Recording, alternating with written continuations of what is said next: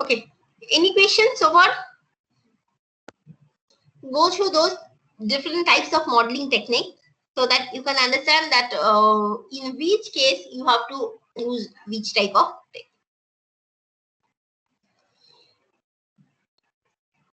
Now, this is okay. This is one reference. This book is also shared in your drive. You can go through it. There, other than lease Asia and that initial part we have discussed from the other, mainly we have discussed from that lease Asia book, and also the last few modeling techniques, simpler modeling techniques, we have taken from this book. So that is also present in the drive link. You can go through it. So now we have understood, I think, what are the typical different modeling techniques we should actually follow when we want to better understand the specification, our complex specification. Now we will again go back to our first day slide just to get our understanding clear that what we have discussed and actually where it is, where this modeling part actually affecting. Okay. Sorry. So again, we are coming back to this basic, our mother diagram. We have seen, basically, we are interested in developing these typical computation units, our embedded controller units. Now, probably when Professor Shomnath here discussed, you got the idea how you can develop the notion of controller part and what you have to understand for that controller part to map that to your computation unit. And then probably some design step has been discussed to you. And here we have talked about the modeling part. Now, once the modeling is done, this is like something this. You have different blocks in your module. It may be some FSM blocks. It may be in your PETPNet. You have defined some event, and based on that, there are some change of tokens. It may be some operations mentioned in your data flow model, and those operations you are actually applying your input data stream and you are generating output data stream. That module may be coming from your SDF model, where from your start state to your end state, there are different transition conditions you have to execute and you have to get the output. So whatever may be, you have got how you are actually arranging your components, and if those components are, talking to each other suitably, your modeling technique is giving you the idea, okay, you can actually implement your design. Okay. Now you have got like this. You have got one component or one block that now you have implement. Basically not one block, you have to actually implement multiple such blocks. So remember this example, we have started with this example. I'm just recapping this once again, that whatever we have understood from our modeling technique, now we have understood, we have getting a clear picture, clear idea or clear arrangement of components to implement this maybe mother block. Or maybe now you can think this is a sub block that you are going to implement. For that, with your FSM technique or maybe some other techniques, you have written within your FSM block, you have written some C code, right? Now you know how with some concept of hierarchy, concurrency, you are going to arrange multiple such blocks to get your specification idea. Okay. Now we are again coming back and concentrating on a single such code block maybe. Now we know that for this code to implement, what you have to do, you have to focus on this each and every operators.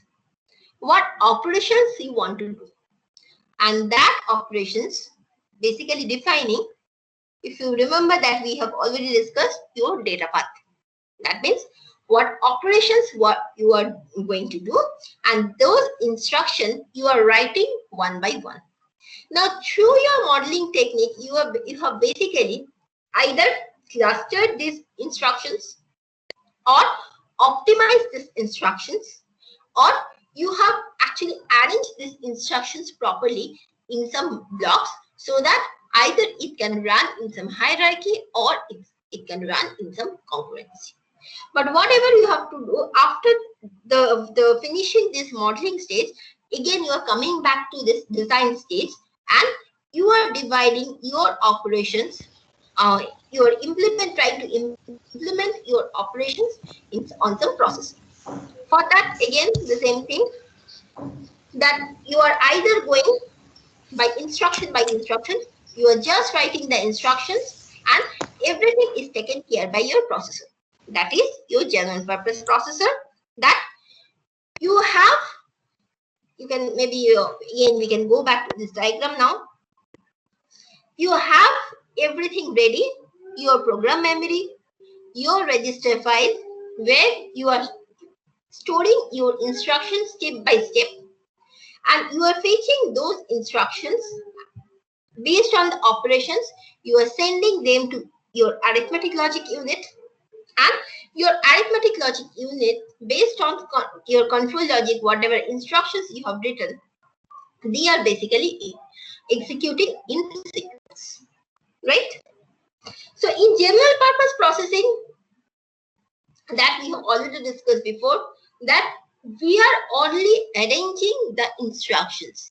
That's all. That means we are only working in the software part mostly, and that's why we are only focusing on the instruction writing. And that's why, I mean, for this course or whatever we are developing, we are telling that we are developing embedded software. We are not telling that we are talking about fully embedded system design, because in most of the cases we are just writing the software part.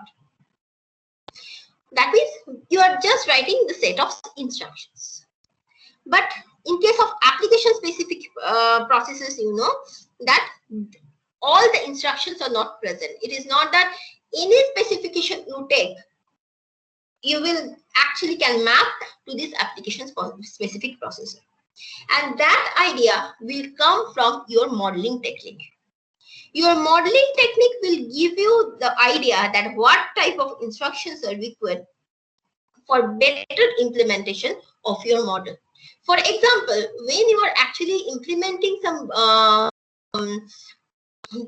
data flow models, you have modeled during your modeling stage, you have seen that these are just some filtering operation, and you have just restricted yourself for that operation some operations that can be done only by some DSP processes.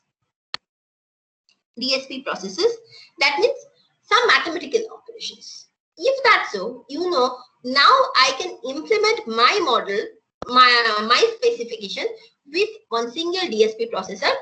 The advantage is that with that processor, maybe I can get a better output, better performance compared to this general purpose processor. Okay. Again, your modeling technique, it means give you the idea, whatever your specification is there, that requires maybe one or two single operations, maybe some addition or multiplication, that's all, nothing else. In that case, there are two options you have.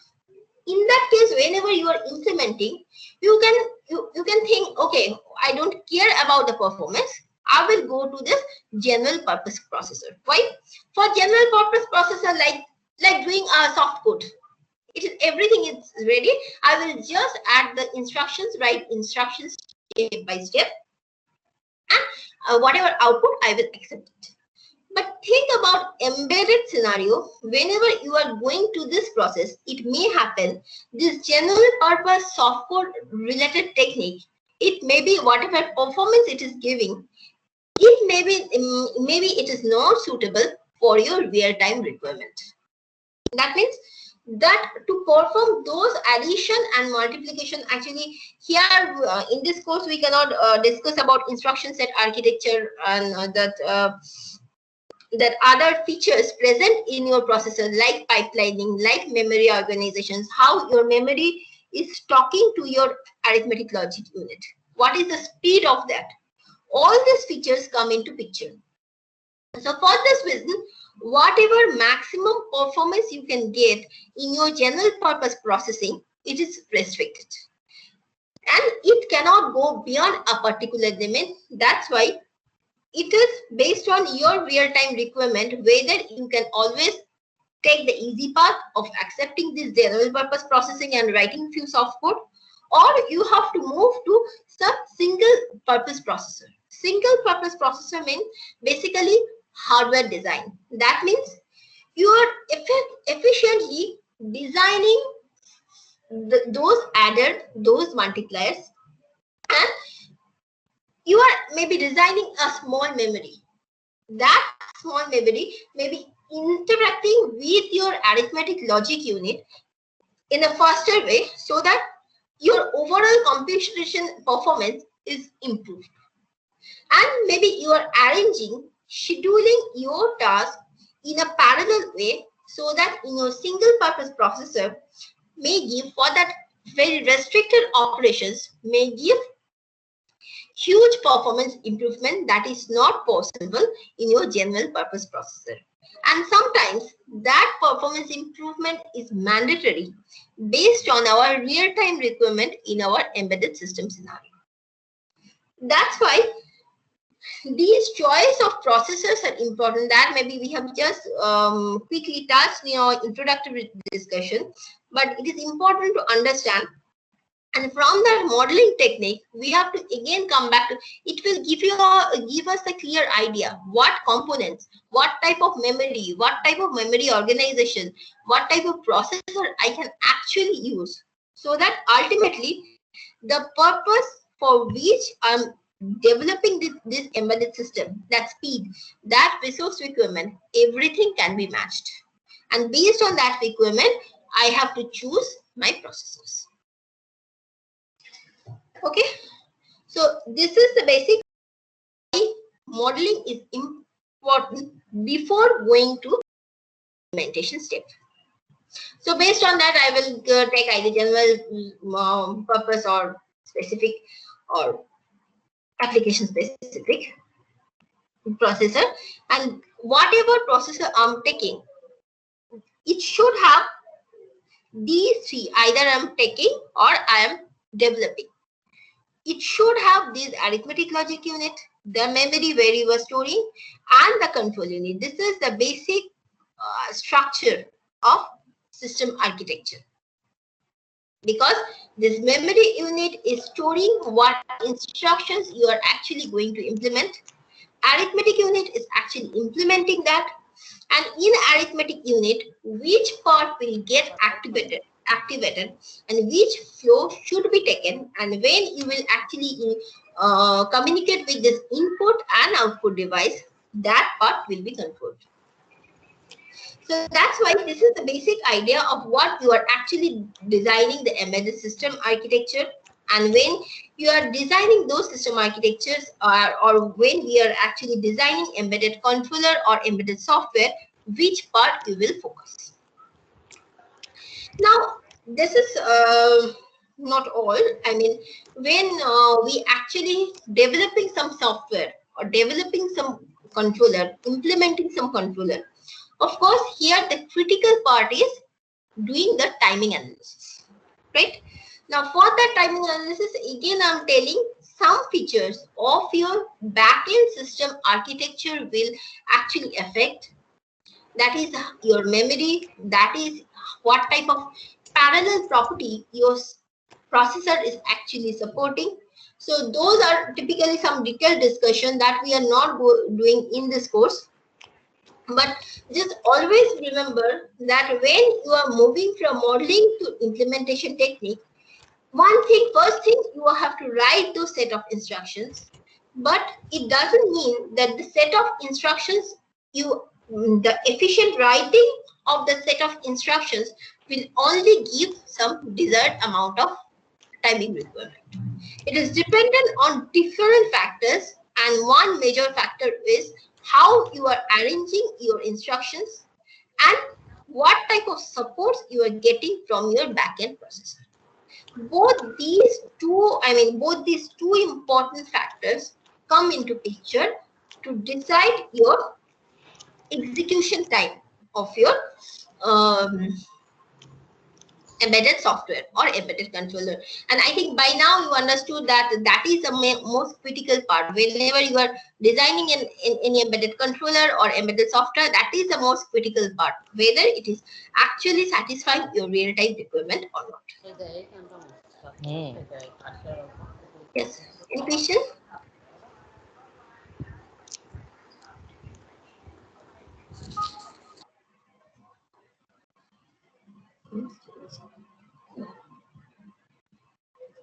Okay.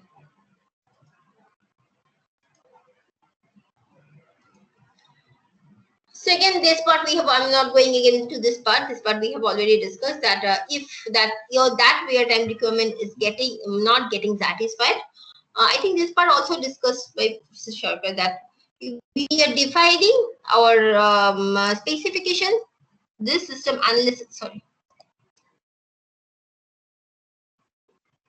we are in our from the specification we are coming to the system analysis, and when in our modeling step itself, when based on our component performances, we are getting the idea that whether these components can be merged together to satisfy my implementation requirement.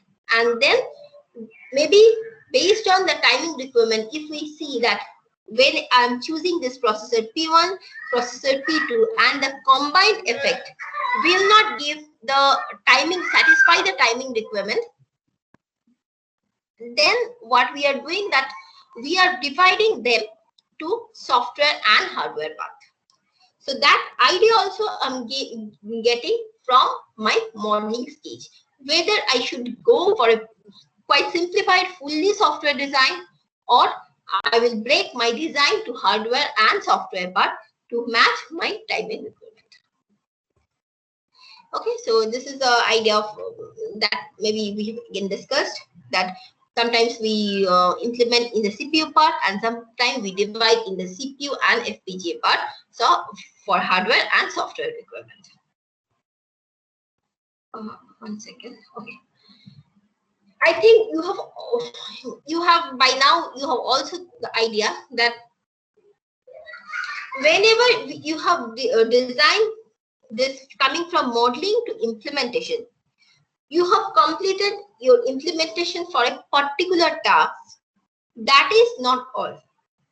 With these multiple tasks may run on this operating system, that is basically the set of instructions that is scheduling that what processes will get executed and which way. And in your real-time operating system, I mean, in scheduling, when you have seen that maybe you have already learned different types of algorithm, RMF, and other type of real-time algorithms, then you have seen that how these type of multiple processes can be scheduled in your operating system, and your operating system should be able to take care of schedule your task, maintaining that real-time requirement. So that is one another important aspect of embedded software design or embedded system design, whether this real-time requirement is getting real-time operating system is capable of handling that real-time algorithms, scheduling algorithms, and whether that processes can be, I mean, arranged in a suitable way to match your real-time requirement. Okay. So this is finally then the ICE technology. I'm not going this, we have already talked about it. So following this model, basically, now we know that we have some requirement, and from there we are doing this requirement analysis, and from there we are coming to this system and performance modeling. this performance and system modeling we have discussed in detail, and we have checked that what type of different modeling techniques can be acquired for different types of specifications.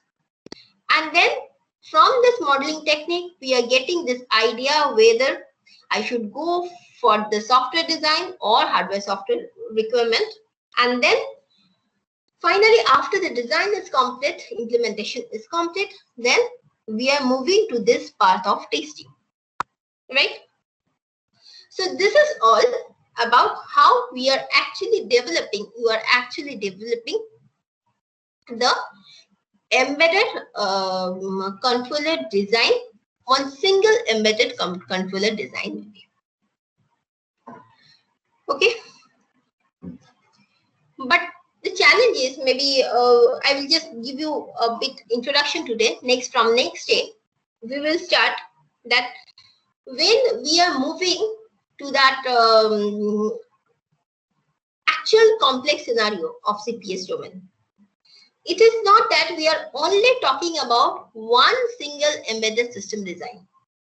We are thinking about how these multiple embedded systems, embedded components may communicate with each other. For example, we can come here. If you remember, in our introductory class, we have talked about this. Now you can better understand. Maybe that was your first class. Now I think you can better understand that so far we have talked about designing these type of CPS nodes, single cyber physical nodes, single embedded system nodes, and they have their specific purpose. For that, we have drawn some modeling technique, and for them we have taken some implementation strategies, and we've implemented on some processes. Now we have to move to this path. Next, we have to develop some CPS units where multiple CPS nodes can be combined. And then these CPS units may be combined to some CPS systems where these CPS units may be located in a same location or maybe distant location, and maybe they are communicating through some sensors, through some internet. So these type of distance communication, maybe some physical communication or maybe some distance communication. So for that, you understand now that these components are different. Their input output ports are different. The protocols they are following, everything are different. And to handle them for their communication, we need to know multiple communication protocols so that these nodes can actually communicate to each other to form a CPS unit. And then again, these CPS units, they can communicate with each other to form the CPS system. For that, a few communicating techniques, maybe those are depending on your requirement, they may be serial, they may be parallel, and they may be they may be physically connected, they may be network-based connection. So there are different types of embedded communication protocols that we are going to discuss from next day. We will be starting our discussion on that embedded communication, and so there we will be mostly focusing. First, I will give you some overview of what is the requirement of embedded communication and what are the challenges and what are the different error handling techniques, etc. But the few direct communications we will be talking about, and one detailed communication we will be talking about, that is the CAN protocol. Because if you see this diagram, this is our present automobile communication requirement they have shown. So here you can see that if you now follow that backbone part, that is communicated by Ethernet. Otherwise, this FlexRay and CAN, This communication strategy is a very prominent one in present automobile, present in different CPS scenario. Here you can see powertrain and gateway communication, body gateway communication.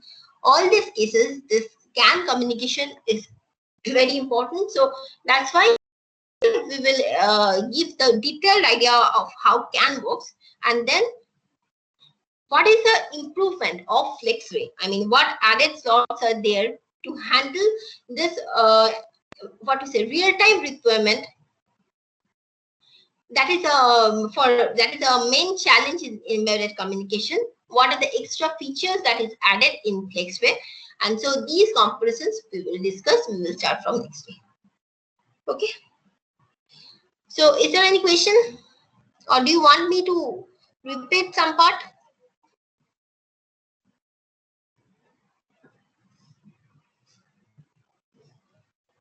Ma'am, Yes.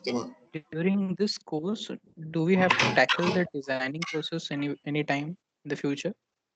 Pardon? Can you repeat the question? Like during this course, do we have to tackle that designing process, like modeling in some software kind of thing? Do we have it, or just it's just a theoretical part we have to study? See, in this course, this is a theoretical course, okay? But of course, if you are actually, we are having a lab, embedded software design validation lab, but that is not a part of your coursework. But of course, if you are interested, next day I will give you the link or some idea of the software that you can use the actual modeling, and I will give you some link of the examples, okay, where you can see that how this typical starting from some specification. Like for example, we are already designing in our lab, like one example I can say recent, that traffic light controller. You are having traffic lights in a one center point maybe, and some multiple sublanes. So when you are designing this traffic light controller, you have to take care of the traffic movement of that center, also with the sublanes. So those are basically is a problem of hierarchical and concurrent FSM. So this is maybe you can start with some smaller examples and you can move to this. And so how you can actually model that to some specifications. So if you are interested, of course, next I will give you the link of that software. How you can use it, and some examples that will give you the idea how you can model to a specification and see the outputs. Okay. Okay, ma'am. But that is not the part of this coursework. Okay. Okay, ma'am. Okay. Anything else? Can you mention the name of that software you were telling? Simulink. Okay, Simulink only. Yes. Simulink. And regarding that chip design, anything? Okay, chip. See, when we do that chip, basically there are two things. This is the modeling part, and next comes the hardware part, software and hardware design. Okay, this software design, we can use that embedded C with the C code. You remember that we have taken one example of we are modeling that FSM, and within that FSM block we are writing some C codes and we are executing. Yes, so that can be handled by, you remember, right? Yeah. So that part can be implemented by embedded C. Okay. And there are two parts. One is if you concentrate on the hardware software design, then the hardware design mostly if we focus on that FPGA design. Okay. This FPGA design, for that there are few languages. The one is Verilog, one is VHDL. Okay. So that Verilog, what we do basically, that those languages, those are called hardware description languages. Basically, the way we write C, exactly that is not the same way we write the hardware description languages, but that is very similar. What we understand that hardware is by blocks, so they're a bit different technique, and then we write them. Right, for example, maybe one counter. You are remember, we in our traffic light controller we have added one counter. That counter, it will go up to 60, and then maybe some state transition will take place. So if you are going to implement that in a hardware, so how you will write that in some hardware description language? So there are different languages like Verilog, HDL, and those we write and run some hardware platforms. That means there are one I can name, like there are many actually. Xilinx based platforms, maybe there are Vertex platform, Vertex 6, Vertex 7 nowadays. So on that platform, that is your processor actually. On that you are coding and you are actually finally implementing. So when we go for that type of implementation, this microprocessor based software implementation is quite easy because that processing is totally done for you. You are just writing the set of instructions. But when we are moving to that hardware implementation, we write those hardware language based codes. And another extra step we have to take care of, that is the routing, right? That means you are actually moving to the hardware now. You are having some components, and how that components, one input is actually connecting to the other output. So that overall performance should be taken care with the considering the routing or communication technique between the components. Okay, so that parts, I mean, that those are actually, that is another typical discussion. So all these parts need to be taken care of when we use of the hardware design. So if you are also interested in hardware design or FPGA based design, so Xilinx, you can follow Xilinx based software. SDK is there, and there you can choose your related maybe Vertex 6, Vertex 7 platform, and you can download or design and you can check. So that way, typically those are the typical tools. Okay, so actually whenever you are doing the micro specialization or full micro, because this is a foundation course, those who have taken this as an only as a what to say, just as an what to say, optional course or something like that. So for them this is just a theory course, but those who are actually doing the as a full micro specialization course, so we will be taking after this next semester, next to next semester maybe, we will taking those tabs, or we will be assigning projects where actually you will get acquainted with these tools. Okay, but not in this semester. So maybe it will start from next to next semester for those who are actually going for that whole full micro specialization. Any more questions? Thank you, ma'am. Okay.